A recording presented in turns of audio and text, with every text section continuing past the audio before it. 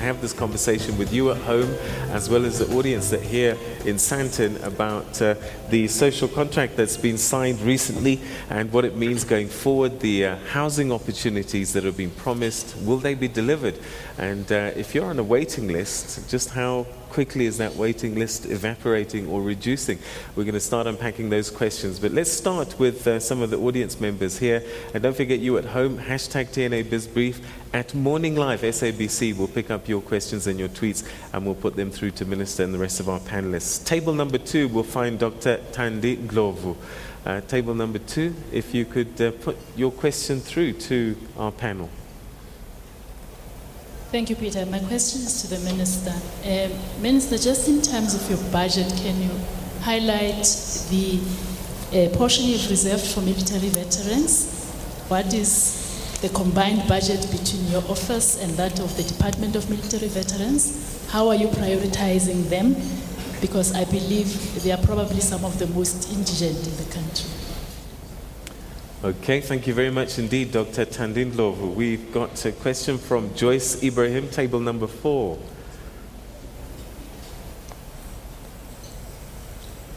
got my question because I gave it to you. Okay. Anyway, this is what it is. I want to know what social contract for development is envisioned for the inner city folk, as I noticed that the buildings in the inner city are now being bought by the previously advantaged.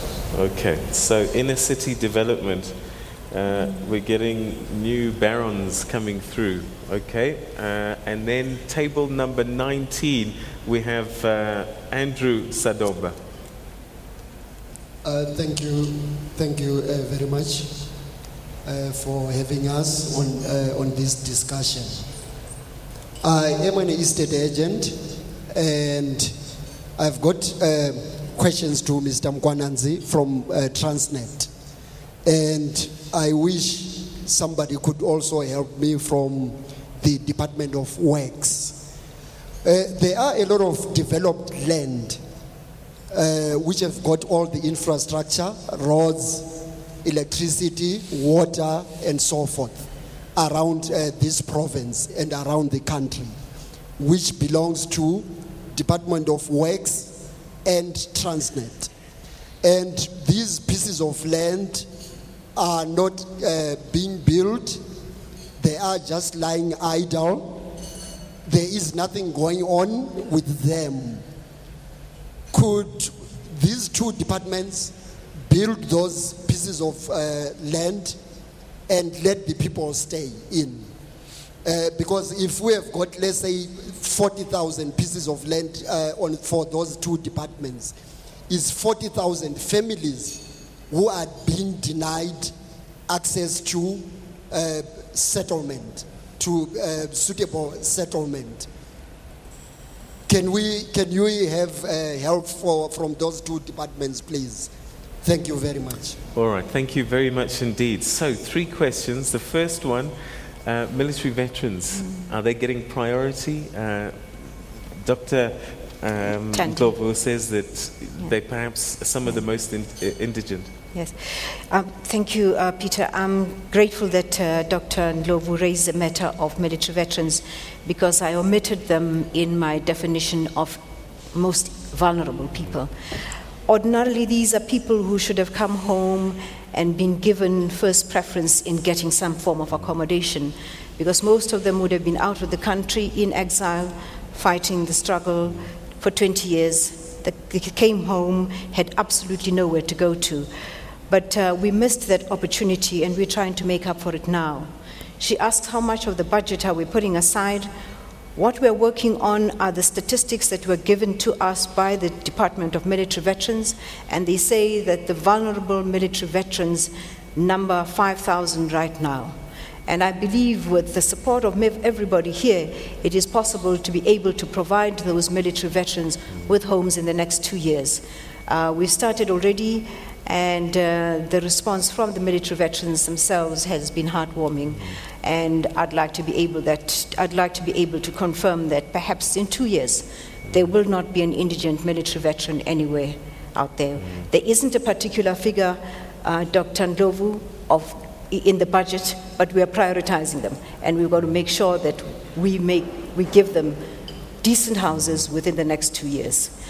And if you would like to offer to be part of that group of people, they themselves, the military veterans, need jobs, so we would like to make sure that those who have the energy are able to build their own houses. All right. You know, Mike, whilst we're still here, a lot of these mining towns, if the mine closes or starts slowing down, there's not a lot of economic growth. And you find that there's a lot of people, that's all the area that they grow up in, that's all they know. What role can the mining sector help in, is particularly with the indigent that are stuck in these towns? Is there a role for the mining sector there? That is why, Peter, I mentioned earlier that the mining industry has recognized that we have built towns, obviously around the traditional mining areas. And over the years, when the mines close, you're right, then you end up with what we call a ghost town.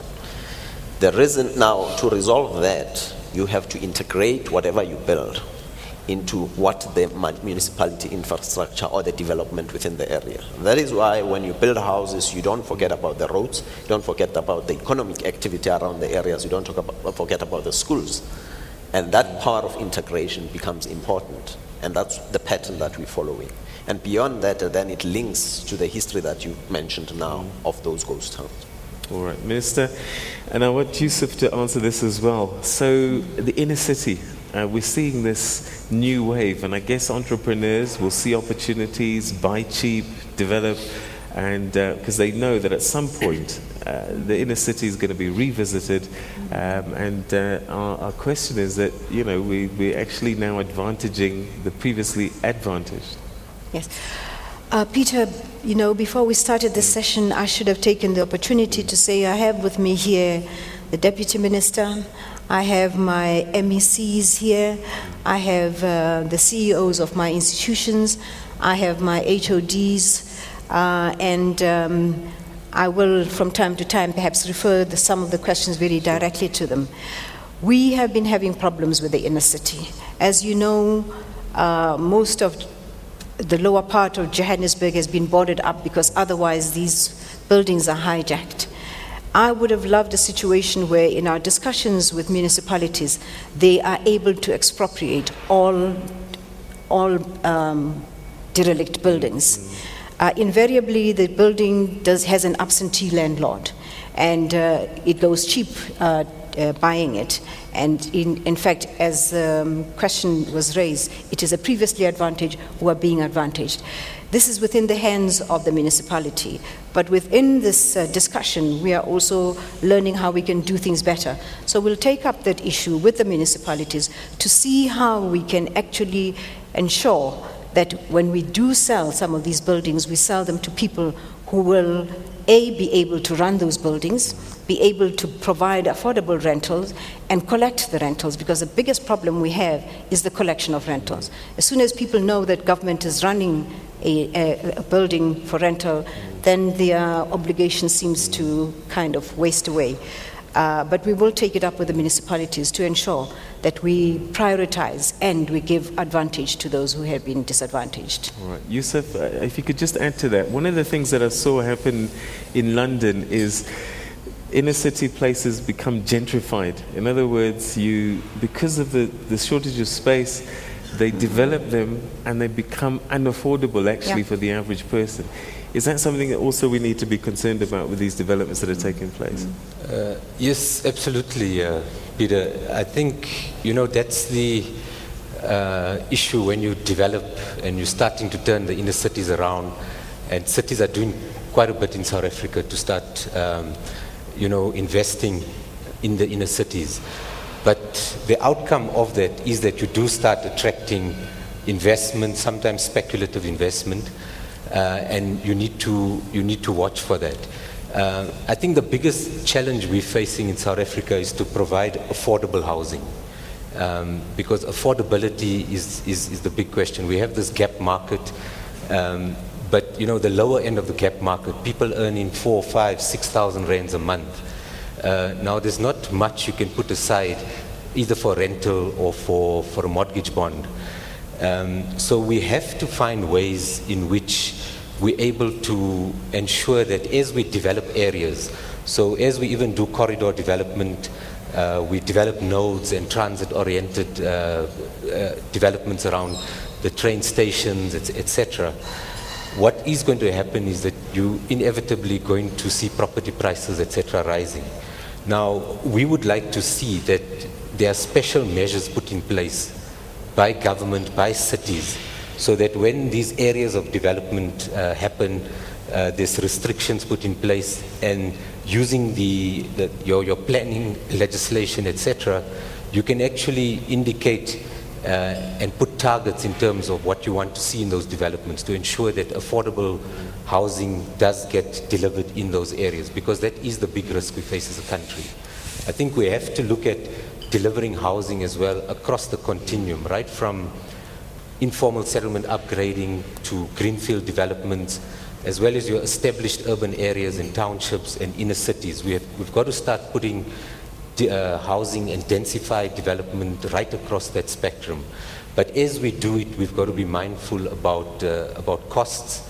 And the big issue around costs as well is we have to start doing better planning, especially with regard to bulk infrastructure, etc. We've got to contain the costs of the housing units that we're ultimately going to deliver to people that require them. If we don't do that, we're just going to be pushing people outside, more onto the periphery. Okay, perhaps in a short while we'll hear from the municipalities, because I'm hearing about this spatial planning lingua franca that's coming through. What does that mean actually for the average person in this integrated cities that we're talking about?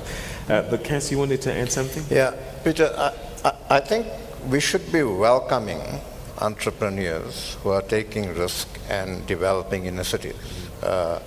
I sit on a board of something called the Trust for Urban Housing Finance, which funds, together with the Gauteng Partnership Fund, NHFC is involved, who funds a broad spectrum of people in the inner city. Small landlords who want to buy a building of 6, 7, 8 units, they're being funded. Big entrepreneurs who want to buy buildings of 60, 70 units, want to refurbish them, they are being funded. And I think what we're beginning to do is we're beginning to create a spectrum of rental accommodation in these inner cities that's beginning to actually uplift those areas. And I think we've got to welcome that. But then we've also got to look at this within the context. Again, we need to be a bit more holistic about it. So the corridors of freedom in the Joburg area is an initiative that needs to be supported. The private sector needs to work with municipalities on that. And we need to see how, through a combination of all of that, we address the broad spectrum. The last point I'd like to make in that regard is also that I think that we need to, there's lots of state-owned land just on the peripheries of inner city and even in inner cities, and we need to see how effectively we can actually release that so that that also begins to address. Okay, so Minister, that brings us to the third question that was raised, unused land, and Transnet was named as well. Yeah. The Freedom Charter says unused housing space to be made available to the people. Yeah. And we've seen the EFF encourage people and grab land. And if this carries on, Yeah. I'm sure that we're going to have a state of anarchy. So your thoughts? Well, you know, if I had it my way, I would have the powers to expropriate land that is not used. Because it makes sense to me that any land that is not used should be given over to housing purposes. Our intention is finally, if we are to reverse the spatial planning of apartheid, we will be bringing the previously disadvantaged black people closer to places of work rather than on the periphery, which is where they were. For us to be able to have an integrated society, we need to make sure that we temper with the way that things have been done in the past. And these green fields, which is this land that he's talking about, which comes from Transnet, perhaps before we leave, we will have a pledge here from Transnet that any land that they're not using, we will be able to take. That would be a very good thing that will come out of this. We have a great deal of shortage of land that is suitable for housing within a particular radius and distance to the city. We would like to ensure that even as Kes is saying that we are encouraging people to buy up inner city, we wouldn't like a situation where the inner city is gentrified, because the people who suffer most in getting access to the city are the poorest of the poor. Currently, out of their monthly budget, 40% of poor working class people is spent on traveling. They will use 3 or 4 taxis to get to work, so they actually work to pay for transport to get to work. We would like to be able to have a portion of the inner city zoned out for people who earn a particular amount of money, so that we cut out the amount of money that they use for transport. But on the Transnet one, if we leave here with that pledge, I think that this breakfast would have been an excellent. All right. Excellent. So let's just get a comment from Mike, and then Mr. Chairman, if we could come to you just to comment, because there must be another side to the story that's not being told. I'm right? sure there isn't another side of any story. Peter, this debate has surfaced in the mining industry about land, and several mining houses have already donated land back to municipalities, especially serviced land, for the building of houses. And I won't mention those mining houses, but that is happening now. Why? Because we recognize that if that land sits there idling, and you're facing this huge challenge of accommodation or housing, then you're not going to make any progress. And that has been happening actively. Okay. May I right. just add, that's his job.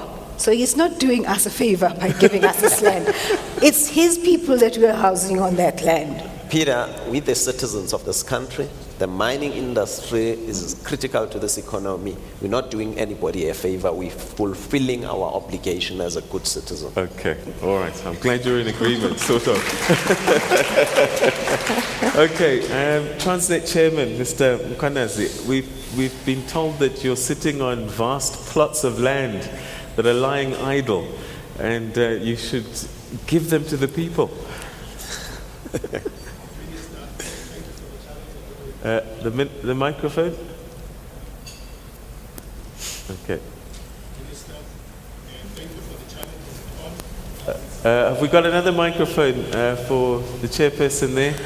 Don't forget, at home, hashtag TNA BizBrief at Morning Live SABC. Is this one on? Yes. Yeah. Thank you, Minister. Minister, just to remind everybody here, we're a state-owned company. So when it comes to issues of land, we follow the PFMA. And we are in constant discussions with the ministry and other ministries on the transfer of land from Transnet to those relevant ministries. Recently, I'm aware my CEO of Transnet Properties, Tabo, has engaged with some of the officials, and we're in the process of transferring some of the land and even some properties. Minister will recall the hostels in Langa, the hostels in KZN, etc. We are in processes of trying to transfer those properties to the relevant national, provincial, and local spheres of government. Thank you, Doro. Okay, thank you very much. Can we have a definitive pledge that any land that they have no intention of using for the next 10 years, they will give over through the PFMA processes to housing? Minister, you are putting me on the spot. I need to take it through my governance structures. In this case, it would be my board. Otherwise, I'll be found wanting in terms of good corporate governance. Thank you, Minister. And brought before a select committee in Parliament, I'm sure. Okay, all right. So let's get to table number 15, where we'll find Ernie van Deventer. Table 15, Ernie. Thank you, Mr. Ndoro. My question is addressed to the Honourable Minister, and we would just like to find out what role do you see alternative housing concepts play in alleviating the backlog of housing in the country? What do you mean by alternative housing concepts? It's basically building methods other than your normal brick and mortar type building methods. I'm going to press you because I've got an audience like me that doesn't know what you're talking about. So what is alternative? Alternative is basically, like I said, using methods other than your normal brick and mortar to build your wall structures Okay, and so stuff like that. prefabricated materials. Prefabricated panels and all right, housing okay. structures. Okay, cool, Minister. We'll get an answer for that. But let's go to table number 18. Is that Mahetlane Mantata? Table Thank 18. you, Mr. Ndoro, for giving me the opportunity. My initial question has been answered when the Minister said participation in the social contract has been closed. But one thing I want to do is just make a comment and a suggestion which says, can the Ministry, in connection with SAARDA, start compiling a list of efficient service providers who can be relied on to salvage failed projects? Okay, all right. Salga efficient service providers. Okay, let's go to table number 3. Sibusiso Mabaso. Transnet property. Haha. Thank you, Peter. My question is addressed to the Minister. I just wanted to, the Minister has alluded to the fact that there's 2.3 million housing backlog. I just wanted to find out whether this backlog includes those communities whose ages are under 40. And if so, what is the integrated sustainable strategy that the Minister is going to embark on to ensure that those people, because most of these people who are under 40 years old, they are unemployed and they do not necessarily have better education. It's mostly youth. So what is the sustainable strategy that will ensure that these people who are granted these houses can actually live on these houses in a sustainable manner? Okay, all right. So let's start with the alternative housing concepts. Yes. There are clever materials that are being built, and you can almost build a house in like 5 minutes nowadays with some of the materials that are coming through. Is that coming through? Maybe Yusuf, you can comment on that as well. Yeah. Yes, when we had the summit, one of the things that we had was an exhibition just outside of the summit to test what we have in the market as alternative technologies, because we realize that to cover the number of units that we need to build, we're not building fast enough, nor are we building the kind of sustainable houses that we would like to see. So we are testing this. We have an innovation hub somewhere in Pretoria called the Eric Molobi Innovation Hub. We encourage people with alternative technology to go and set up a house, a model there, so that we make sure that there is a market for it. Our people sometimes are very conservative, and when they have suspicion around the material we use, then we don't have the necessary uptake on that. So we would like to encourage people with alternative technology to test their technologies and show that it is workable, and we can give the people the appetite to do that. It is absolutely essential. It's also hopefully cheaper than the methods that we're using. Yusuf, are you seeing a lot of this coming through, and how useful, safe, all of those questions come into mind straight away? I think alternative building technologies, renewable energy, all of that is critical to housing delivery, especially because if you look at the carbon footprint of developments, we need to make sure that we become more green and environmentally conscious and aware. I think, adding to some of the challenges the Minister alluded to, the issue with alternative building technologies, I think, is still the cost. You're not clear about the actual final cost on some of these products. And I think the people that are actually involved and innovating around this just need to be doing a bit more work to be able to work closer with end users, with homeowners, to establish the benefits of this sort of technology and the comfort levels of living in these homes is absolutely amazing. I think we're still too used to brick and mortar, and we see that as a superior form of building. And actually in the rest of the world, they're moving, they build with alternative building materials. But I think people need to see the benefits also financially in terms of the actual final costs of these products. With regard to renewable energy, there's many projects that developers are doing, and we would love to encourage more that at a household level we're starting to generate energy, where households can invest in solar panels, etc. Right. but have the opportunity to, because the problem with solar and these alternatives is you can't store this energy, you need to feed it into the grid. Now we don't have the regulatory environment for that to happen, and we need to sort that out as a matter of urgency, I believe. But also have for affordable housing developments, maybe have a feed-in tariff that is more attractive and makes it worthwhile for those developments and for the financial feasibility of doing renewable energy in that way. All right, Minister. Sorry, Peter, can I just say, Zuki might be able to assist us. Would I be able to get a title deed for a prefab house? Is there a definition of a house that would allow me to actually use it as an asset? Yes, Minister, you would be able to get a title deed for that type of house. Okay. The title deed is linked mainly to the land. So the registration that we deal with is the transfer of the land as the asset.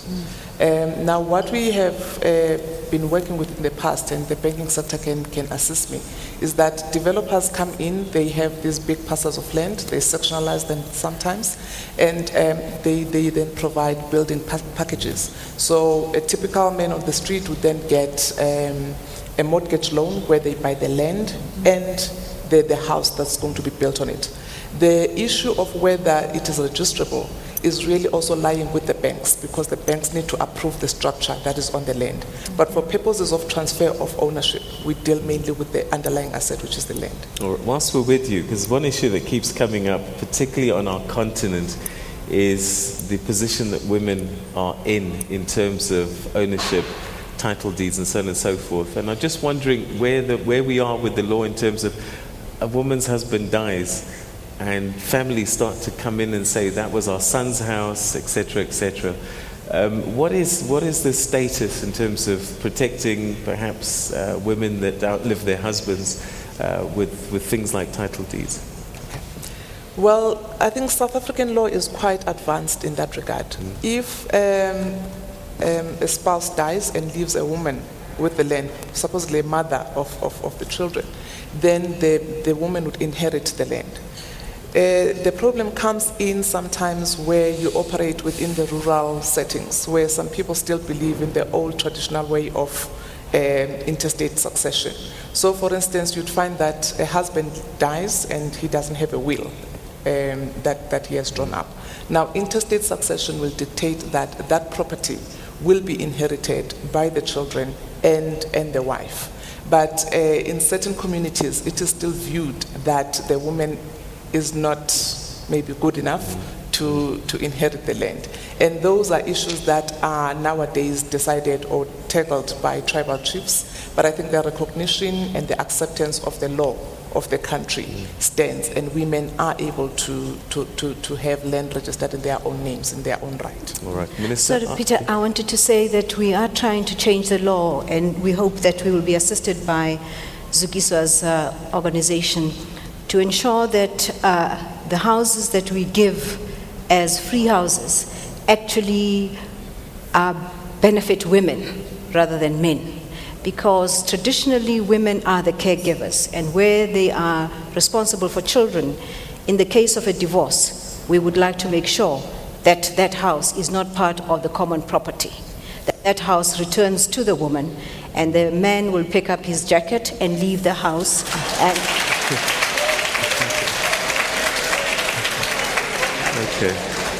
we are targeting the vulnerable, and in this case, the women are the vulnerable, together with the children.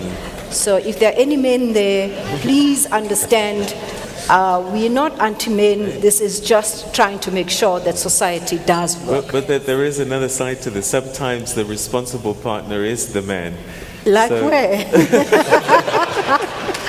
What do we do in those situations? Is this just going to be blanket that the woman is the key figure that you're going to recognize, and then the man has to prove his case? Yeah, well, if the man is the central caregiver, of course we would have a deviation in that case. But I just want to tell you a story that I was given by the statistician general just a few days ago. He's normally my source of information. He says to me, very important statistics are coming out about men and women. He says 60% of the men in this country are married and indicate they're married. but only 30% of the women are married. Wow.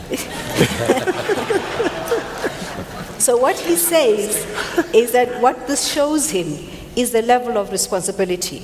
The man is married and might not have the responsibility. So, but for the woman to recognize that she is married, she needs to feel that she is married and has certain rights. So only 30%, whereas 60% of the men think they own somebody or own something, but only the women are able to put value. And the 30% of the women in this country have put value on the relationship to say it is worth very little. Okay. That should tell you about the responsibility. All right, so we also got another question which raises, I guess, quite a number of questions actually. SAARDA, efficient service providers, and I think you've admitted that some of the problems that we have been of our own doing, Yes. and we've even had to demolish houses actually that have been poorly built and poorly provided, and this is impacting on the backlog that we're facing. How do we deal with this? Is it dealt with, and how do we prevent that happening in the future? Well, of late, we've decided together with the Minister for Local Government to have joint MINMEX so that we have greater synergy in the way that we work, because he has oversight over local government, which I might not have very directly. And in this way, we will be able to deal with some of this. Yes, we have great inefficiencies, especially around housing. And some of our municipalities do not have the necessary administrative backup to assist them to do the work that they are required to do. But we're looking into this, and we're going to make sure that we deal with it. And of course, the general issue of the public service and the ethos of the public service, we need to do something about that, and we're working at it. All right, so the under 40s came up again in terms of this backlog. Are they counted? Well, what we're doing now is centralizing the database, because the registration of demand or for registration of beneficiaries happens at local government. We're now centralizing the system, assisted by Census South Africa, to have one central database from which the municipalities will be able to draw beneficiaries. And from that, we'll be able to actually ensure that the criteria is kept. Very often in the past, we would find that councillors are accused of giving houses to their girlfriends when a 27-year-old has precedent over a 60-year-old. And I would not know what criteria was used. But if it is centrally placed and it is on our database, then we would be able to justify exactly why that person is there. So at the moment, these are the statistics we have. I'm not sure if they count the under 40s, but the under 40s are a huge part of our population, and we're wanting to make sure that we can provide the right solution for them.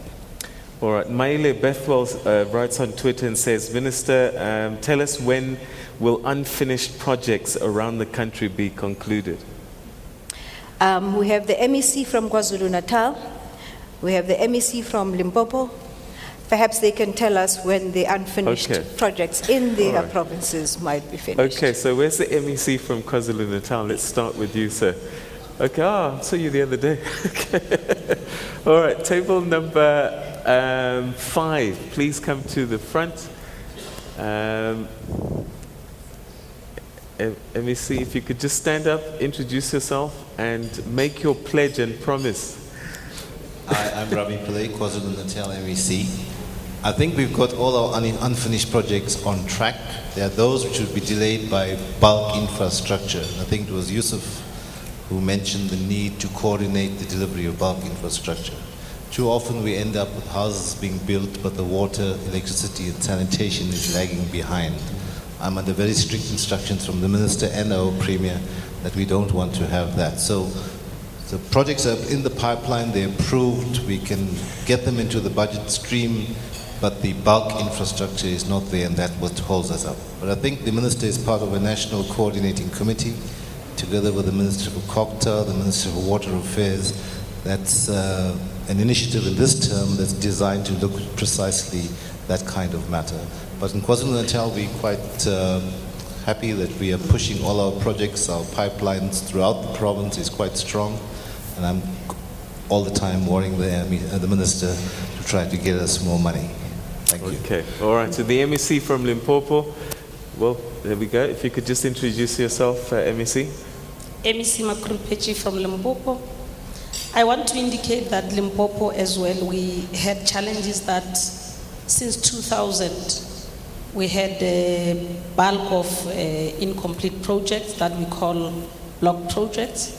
But as the department, we've engaged the services of the NHBRC, where they've gone through the whole province to make sure that they quantify in terms of where we need to do rectification. Sitting where I'm sitting, more than 2,000 units have been completed and is now part of our budget and as well as our programs to make sure that we are implementing them.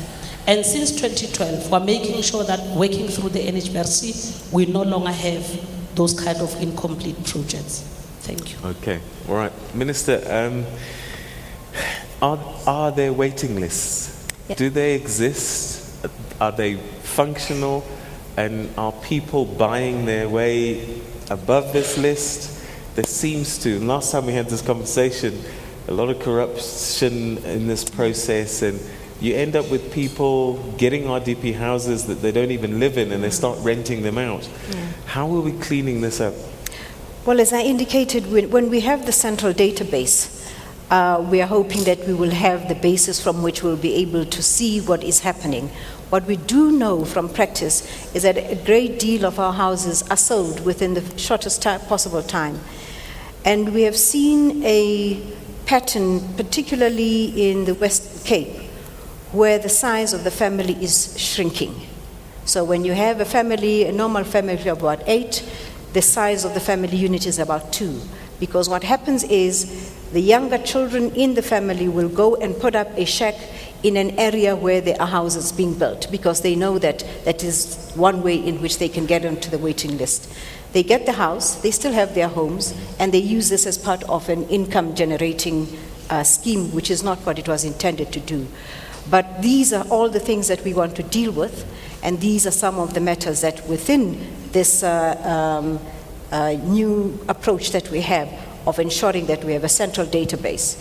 If it works for the IEC, and we are all able to check our names and we are all able to indicate that we have voted and it is an electoral process that is accepted, we can use the same process to make sure that when we give a house, we can be certain that we give it to the right person and that person needs it and will keep it, and we can stop the corruption that we have, because we really cannot afford it, especially in housing. All right, in terms of how the national, provincial and municipalities are working together, if I need a house and need shelter, who do I talk to, and who's responsible along that chain to make sure that I get a house? Well, as I indicated later, we've got now the services of Census South Africa. They will be starting immediately, I'm hoping next week, to try and make sure that we solve this problem, because they also have the necessary database from the census they've done in 2007, 2011. They have the infrastructure to support us, and from that infrastructure we'll be working on it. But anybody who's requiring a house normally goes to the municipality. What we want to do is capture the data from the municipality and keep it centrally and process it centrally, and therefore give back to the municipality who would be a beneficiary out of that list. All right, okay, let's go back to our tables. Table 26, Alina Mufokeng.